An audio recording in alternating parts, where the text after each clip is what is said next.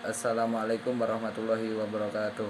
Perkenalkan, nama saya Ahmad Mahabatan Asani, NIM 156, kelas F. Di sini saya akan menjawab soal yang diberikan Bu Fahrahia. Nomor 1 yaitu mengapa sebuah negara perlu memiliki lembaga keuangan. Sebuah negara perlu memiliki lembaga keuangan karena lembaga keuangan penting bagi sebuah negara. Mereka menyediakan layanan keuangan yang baik, mendukung pertumbuhan ekonomi, seperti penyaluran pinjaman untuk investasi, penyimpanan uang, dan memfasilitasi transaksi keuangan. Mereka juga membantu mengatur dan mengawasi sistem keuangan untuk menjaga stabilitas ekonomi dan melindungi kepentingan konsumen. Soal yang kedua yaitu, menurut Anda apakah Bank Sentral harus berdiri sebagai lembaga yang independen? Jelaskan alasannya. Menurut saya iya, Bank Sentral harus berdiri sebagai lembaga yang independen.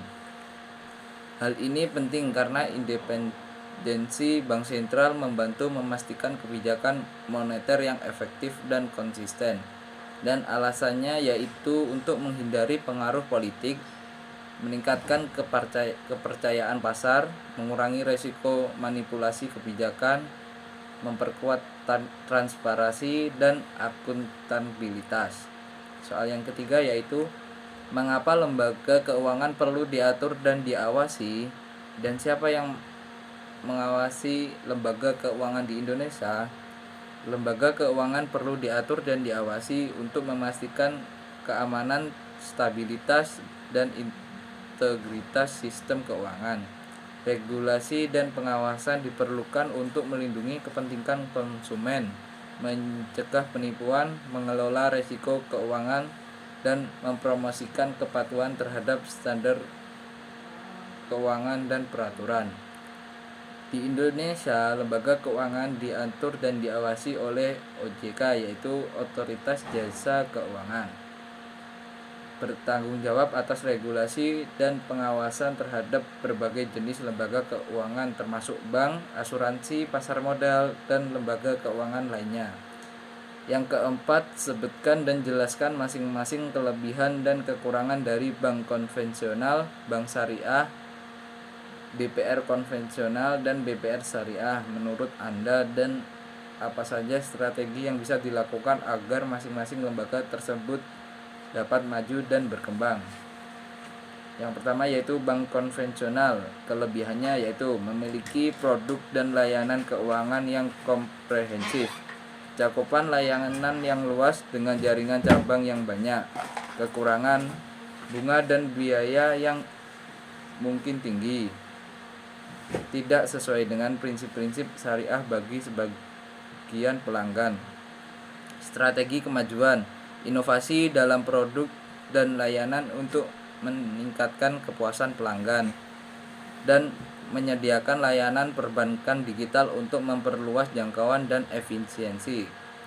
Yang kedua yaitu bank syariah. Kelebihan, menawarkan produk dan layanan yang sesuai dengan prinsip syariah, dan potensi pasar berkembang dengan meningkatnya kesadaran akan keuangan syariah.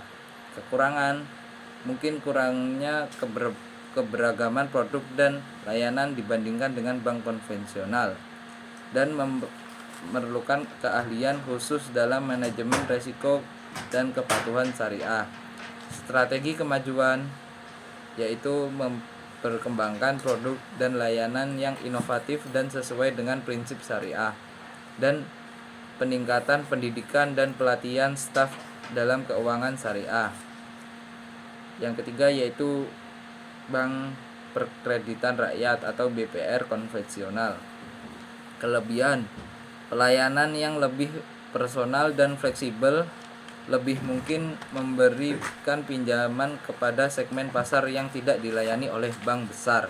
Kekurangannya yaitu sumber daya terbatas dalam hal modal dan teknologi, kekurangan jangkauan geografis, dan kemampuan untuk bersaing dalam skala yang lebih besar.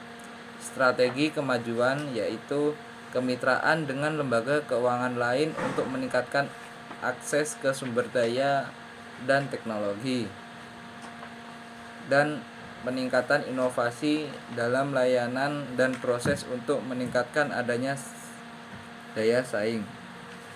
Yang keempat yaitu syariah, bank perkreditan rakyat syariah. Kelebihan menawarkan produk dan layanan yang sesuai dengan prinsip syariah, pelayanan yang lebih personal dan fleksibel.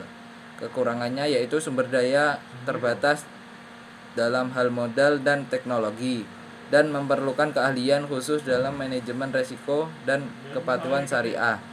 Strategi kemajuan yaitu kolaborasi dengan lembaga keuangan syariah lain untuk memperoleh skala ekonomi, dan peningkatan investasi teknologi untuk meningkatkan efisiensi dan aksesibilitas. Secara umum, strategi kemajuan untuk semua jenis lembaga keuangan termasuk inovasi produk dan layanan, peningkatan efisiensi operasional, investasi dalam teknologi, pendidikan dan pelatihan karyawan, serta kolaborasi dengan pemangku kepentingan dan lembaga keuangan lainnya. Sekian, terima kasih. Wassalamualaikum warahmatullahi wabarakatuh.